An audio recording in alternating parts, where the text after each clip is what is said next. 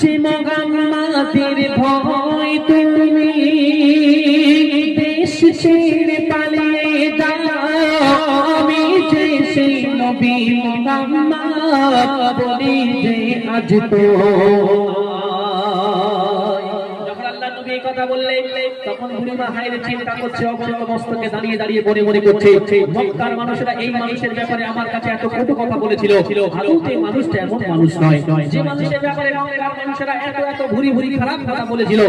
যদি সত্যি এমন খারাপ মানুষ হতো তাহলে আজকে আমার মতো এই বৃদ্ধা মহিলার বোঝাটা সে মাথায় করে নিয়ে বেড়াতো। তাহলে মক্কার মানুষের ব্যাপারে যদি খারাপ করে থাকে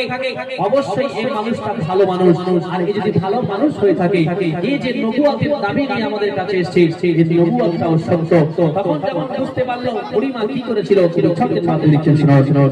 যে মোহাম্মদের ভয় তুমি দেশ ছেড়ে পালিয়ে যাও, আমি যে সেই নবী মোহাম্মদ বলি যে আজ তো